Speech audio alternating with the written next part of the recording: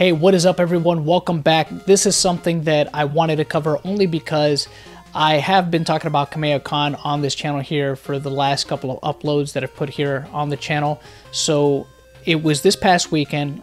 From all accounts that I've heard thus far, Kameha Con was pretty successful, had a pretty good turnout to it. People had a great time, but of course there was some controversy at Kameha Con. I won't get into too many details about that because there's still a lot of stuff that is unconfirmed, but there is some things that have been confirmed. Now I will say this, as of this recording, I haven't seen anything outside of tweets.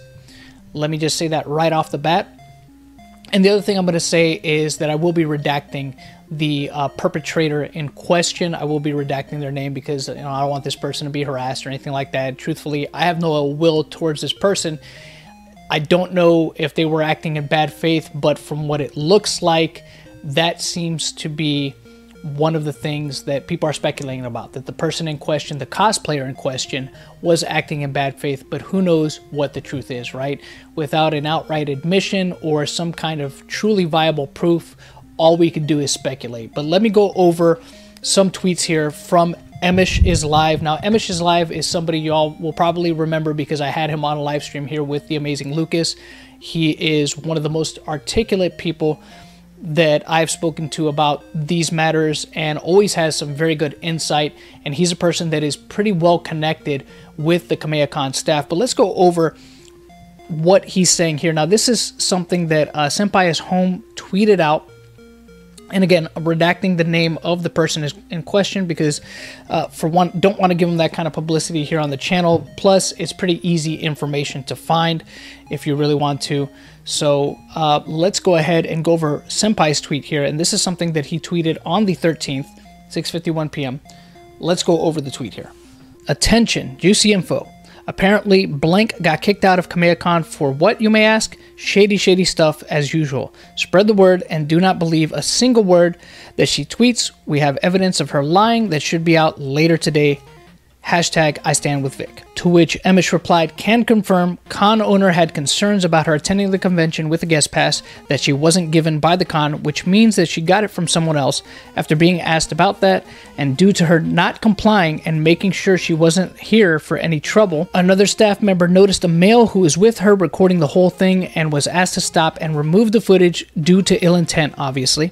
During this time, she accused the owner and the staff of harassing her, and eventually she was told she had to leave the premises. She had to be warned that security/police would be called if she refused to leave, and eventually was removed from the convention. Like I said, she had a guest pass that wasn't hers to my knowledge and snuck in the building with it. She wouldn't say whose pass it was. As for the time frame, this happened within the last hour or so. Con staff treated her with due respect and professionalism. The scenario was recorded, and I'm hoping to receive the footage as the weekend progresses. Do not misrepresent anything that I have said here. Thanks to Kameha Con staff for keeping the convention a safe and enjoyable place for fans from all over to enjoy Dragon Ball. That's what it's about. The message is meant to spread awareness and to ensure that everyone's safety is a concern, even blanks.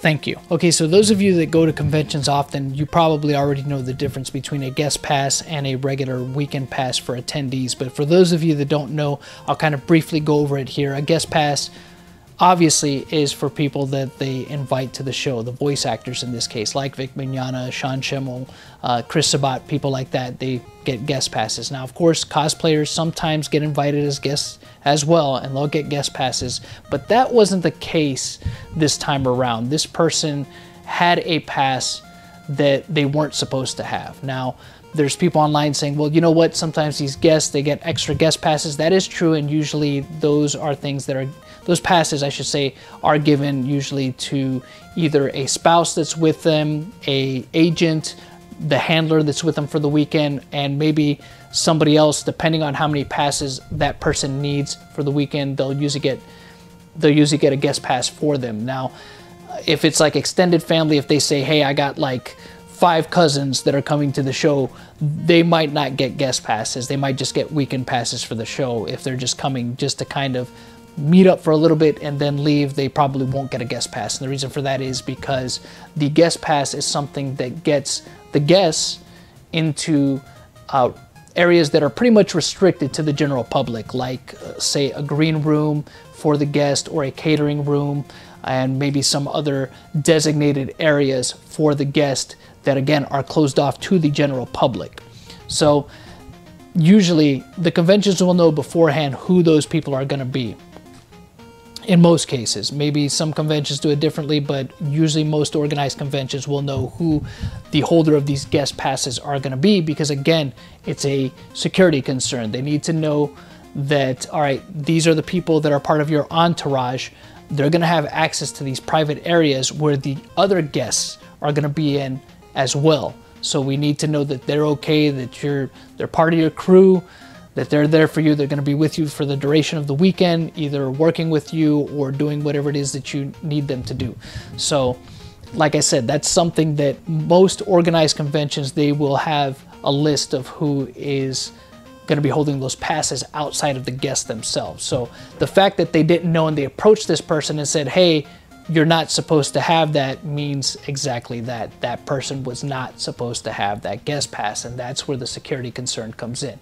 And the other thing was, this person was apparently drawing attention to themselves because they were filming in a kind of suspicious manner. Now, I don't know what their intention was, so this is going to be all speculation from this point, but I don't know if it was because they were there to infiltrate and kind of videotape, like as a spy, or they were trying to go behind the scenes and infiltrate what was going on in the green room or anywhere else that they knew that they weren't really supposed to be in. But Kameha Con was well within their right to approach this person and confront them over this. And the fact that this person, again, was filming in kind of a suspicious manner, at least to me, indicates that they were there for some kind of altercation or a confrontation that they could capture on film and maybe spin it in such a way to make themselves look like a victim, because apparently this person was saying that once they were confronted, they were saying that they were harassed, and the person that was with them, which I don't know if it was their significant other or whatever, started filming too. So, you know, from what information is available right now, it seems like they were not there in good faith.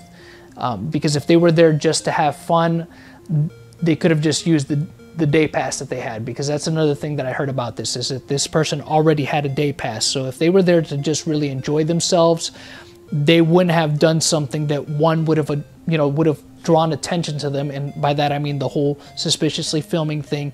And they wouldn't have tried to use a guest pass that they know darn well did not belong to them. Now, the other thing is, of course, where did this person get this guest pass from? I would assume it was probably a guest at the convention. And the reason I say that is because most conventions, what they do is they give guests a packet with the guest passes that are already in there at the convention. So I don't think that this person got the guest pass from a voice actress that was signing at a comic book shop that was a good 30 miles away from the venue. I sincerely doubt that they got the guest pass from that person. I'm pretty sure that they got it from a guest that was actually at the show. But hey, that's just me speculating once again. But anyways, what do you guys think of this situation? Do you think that this person was absolutely there to cause trouble, or were they a victim? Which, of course, I think we all know darn well that this person was not a victim in this situation. I think that they knew exactly what they were doing, and they were there to stir some pudding there. But I guess we'll see. I guess we'll find out as more information comes up. Let me know what you guys think in the comment section below. And until next time, y'all know how it goes. The hunt continues.